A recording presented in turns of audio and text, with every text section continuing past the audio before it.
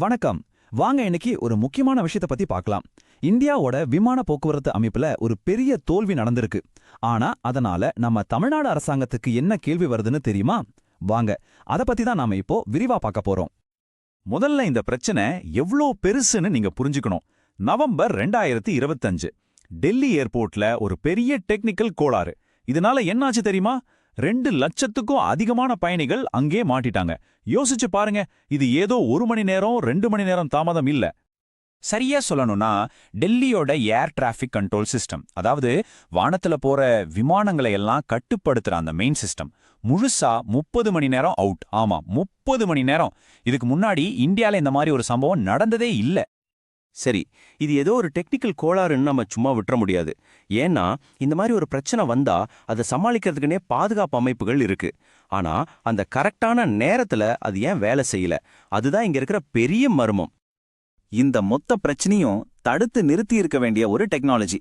சிம்பிளா சொல்லணும்னா, main system fail ஆனா ஒரு சில நொடிகள்லயே இந்த பேக்கப் சிஸ்டம் ஆட்டோமேட்டிக்கா ஆன் ஆகி இருக்கணும். ஆனா அது நடக்கல. இந்த விஷயத்துல சம்பந்தப்பட்ட அதிகாரிகளை என்ன சொல்றாங்க தெரியுமா? இந்த பிரச்சனை ஏன் இன்னும் சரியாகலங்கிறதுக்கு பதில் தெரியணும்னு சொல்றாங்க. அதாவது அவங்களுக்கே ஏன் அந்த பேக்கப் சிஸ்டம் வேலை செய்யலன்னு புரியல. அப்போ இது எவ்வளவு பெரிய விஷயம்னு பாருங்க. இப்போதான் நம்ம முக்கியமான கேள்விக்கே வரும். இந்த பிரச்சனையால நம்ம தமிழ்நாட்டில இருந்து போன ஆயிரக்கணக்கான மக்கள் நேரடியா பாதிக்கப்பட்டாங்க. ஆனா இவ்ளோ பெரிய ஒரு தோல்வி நடந்தும் நம்ம தமிழ்நாடு அரசாங்கம் ஏன் அமைதியா இருக்கு? சரி, ஒருவேளை அரசாங்கத்துக்கிட்ட கேட்டா என்ன பதில் வரலான்னு யோசிப்போம். பிரச்சனை டெல்லியில தானே நடந்தது, நாங்க சென்ட்ரல் கவர்மெண்ட் கூட பேசிட்டு இருக்கோம்னு ஒரு ஸ்டாண்டர்ட் பதில் வரலாம். ஆனா அந்த பதில் மட்டும் போதுமா? நிச்சயமா போதாது. ஏன்னா இந்த மாதிரி பதிலெல்லாம் உண்மையான பிரச்சனையை மறக்கத்தான் உதவும். அந்த பேக்கப் சிஸ்டம் ஏன் ஃபெயில் ஆச்சுன்னு மூல காரணத்தை கண்டுபிடிக்காம நாளைக்கு இதே பிரச்சனை நம்ம சென்னை ஏர்போர்ட்ல வராதுன்னு என்ன நிச்சயம்? இப்படி பொறுப்பை தட்டி கழிக்கிறது சரியான தீர்வே கிடையாது. சரி, இப்ப இந்த தேசிய அளவிலான பிரச்சனைய நம்ம ஊருக்கு கொண்டு வருவோம். டெல்லிக்கு வந்த அதே ஆபத்து நம்ம விமான நிலையங்களுக்கும் இருக்கா? நம்ம சென்னை கோவை விமான நிலையங்கள் வருஷத்துக்கு கோடிக்கணக்கான பயணிகளை கையாளுகுது. சென்னையில மட்டுமே கிட்டத்தட்ட 2,20,00,000 பேர். அப்போ இங்கு பாதுகாப்புங்கிறது எவ்வளோ முக்கியமான விஷயம்னு நாம புரிஞ்சுக்கணும். இது இன்னைக்கு இருக்கிற நிலைமை மட்டும் இல்ல, சென்னை விமான நிலையத்தோட வளர்ச்சி ரொம்ப வேகமா இருக்கு. அப்போ எதிர்காலத்துல ஆபத்தும் அதிகமாகும் இல்லையா?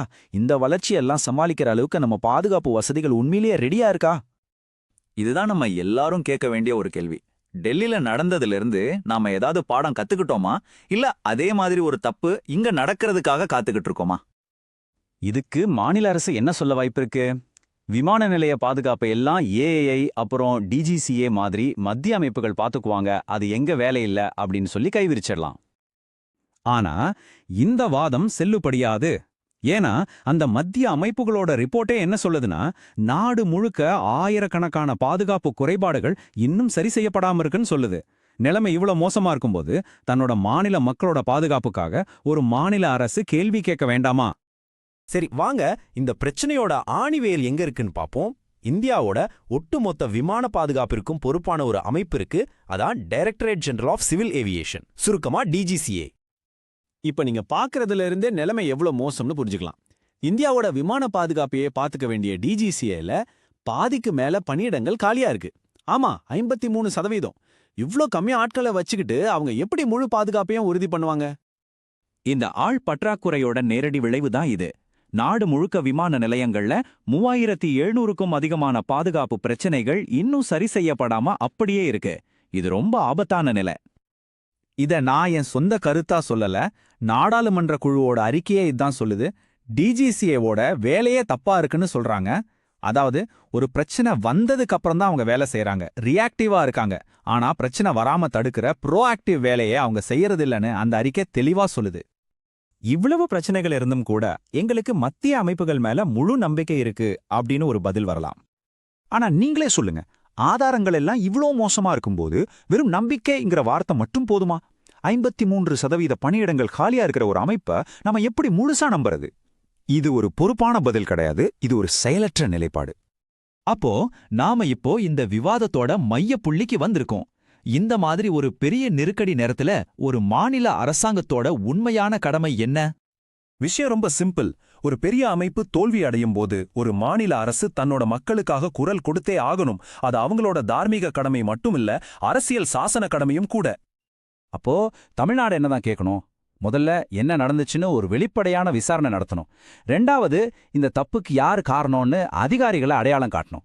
மூணாவது, எல்லா விமான நிலையங்களிலும் இருக்கிற இந்த மாதிரி பிரச்சனைகளை சரி பண்ண ஒரு காலக்கெடு வேணும். கடைசியா, பாதிக்கப்பட்ட மக்களுக்கு நஷ்ட ஈடு கொடுக்க ஒரு வழிமுறை வேணும். சும்மா கடிதம் எழுதுறதெல்லாம் பத்தாது, இந்த மாதிரி உறுதியான நடவடிக்கைகள் தான் தேவை. கடைசியா இந்த ஒரு கேள்வியோட நான் உங்களை சிந்திக்க வைக்க விரும்புறேன். இது வெறும் விமான பாதுகாப்பு பத்தின கேள்வி மட்டும் இல்ல. இது ஒரு அரசாங்கத்தோட பொறுப்பு, நம்மளோட உரிமைகள் சம்பந்தப்பட்ட ஒரு விஷயம். இவ்ளோ பெரிய ஒரு பிரச்சனைக்கே ஒரு மாநில அரசாங்கம் கேள்வி கேட்கலனா அப்புறம் எப்போதான் அது தன்னோட மக்களுக்காக குரல் கொடுக்கும்?